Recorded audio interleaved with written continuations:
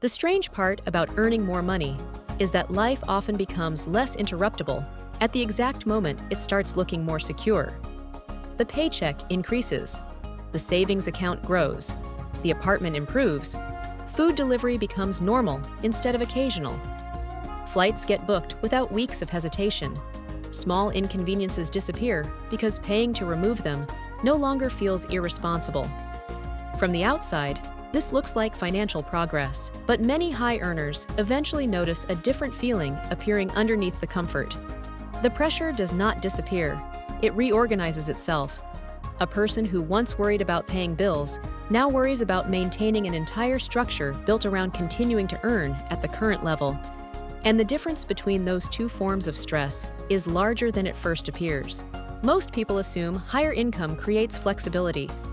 That belief makes sense because, early on, more income genuinely does solve problems. Debt becomes manageable. Emergency expenses stop feeling catastrophic. The future becomes easier to imagine. For a while, life expands. But modern financial life rarely allows expansion to remain neutral. It slowly converts improvement into expectation. The better apartment becomes the normal apartment. The upgraded grocery habits become standard routines. Streaming subscriptions multiply quietly in the background. The newer car becomes tied to longer commutes and higher insurance costs. Vacations become emotionally necessary because work itself becomes harder to recover from. None of these changes feel extreme individually. That is partly why they spread so effectively.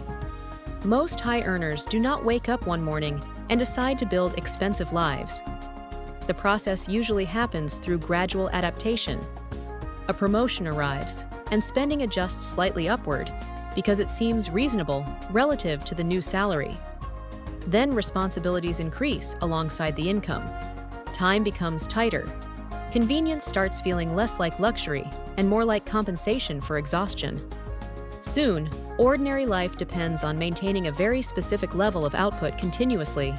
This is where many people begin experiencing a form of financial pressure that is difficult to explain to others. Because technically, nothing appears wrong.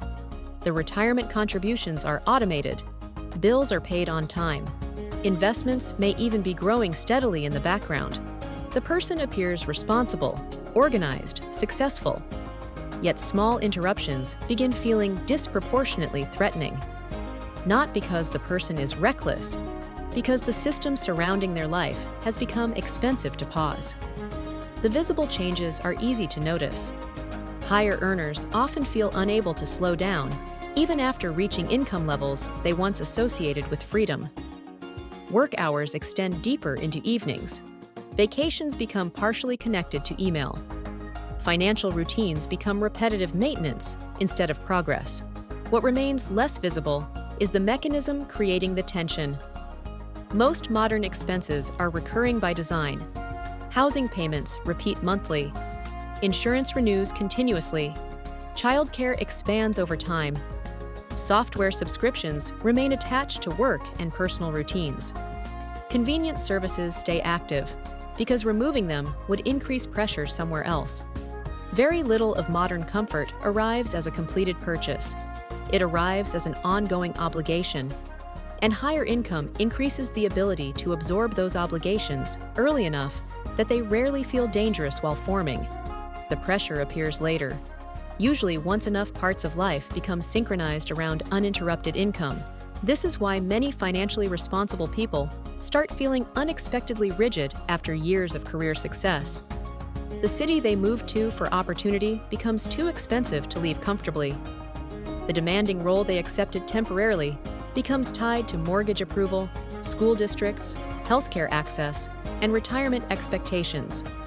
The schedule becomes exhausting, but reducing income now affects far more than personal spending. Entire routines begin depending on continuation. Even leisure starts adapting around work preservation. People recover from work so they can return to work again. And because the process happens gradually, most individuals interpret the tension as personal fatigue rather than structural dependence. They assume they simply need better balance, more discipline, or improved productivity. But often the deeper issue is that their financial architecture no longer tolerates interruption easily. This creates a contradiction many high earners quietly live with. The income is objectively high. The flexibility is not. A person can earn well while still feeling psychologically cornered by recurring obligations. In some cases, higher earnings intensify the pressure because the surrounding lifestyle expands faster than emotional resilience does. The larger the income becomes, the more systems begin attaching themselves to it. Family expectations rise. Professional identity strengthens. Fixed expenses harden. Social environments normalize higher spending automatically. What once looked optional starts feeling permanent, and normal, responsible behavior reinforces the cycle further. People respond to financial tension by becoming more reliable. They pursue promotions, stay employed longer in demanding environments, continue optimizing savings, avoid risky transitions, protect consistency carefully, which often improves financial life materially, but it also increases structural lock-in over time. A person earning $200,000 annually may feel less adaptable than they did earning 60,000 years earlier, even if their net worth is far higher now. Because earlier in life, fewer systems depended on continuity. Lower income created uncertainty, but lower maintenance costs sometimes preserved mobility. That trade-off becomes harder to notice later because modern professional success rewards permanence. The longer someone remains inside a high-income structure, the more difficult it becomes to determine which parts of life are still flexible and which parts now require constant maintenance. You can sometimes see this realization in small, ordinary moments. Someone sitting in traffic before sunrise, calculating how long they can realistically continue working at the current pace.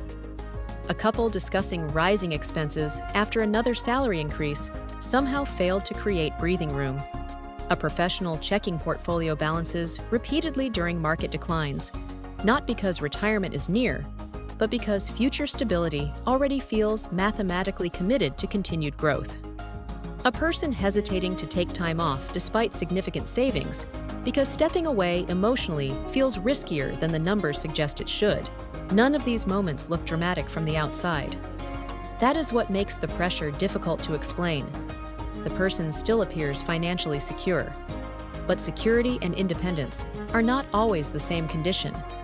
Sometimes financial success creates stronger insulation from short-term emergencies while simultaneously reducing long-term adaptability, especially when most improvements arrive through recurring commitments instead of durable ownership.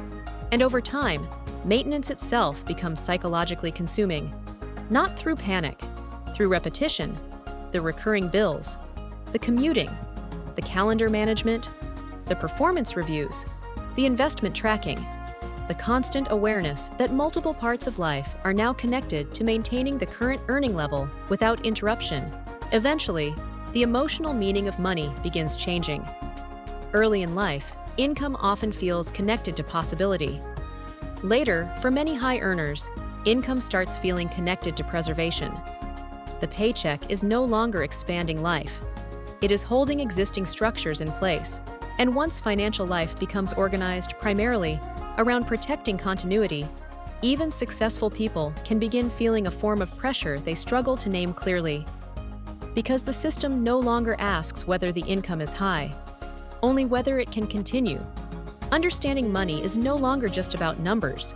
It's increasingly about behavior, pressure, and the systems quietly shaping both. That's what we explore here on Finance Simplified.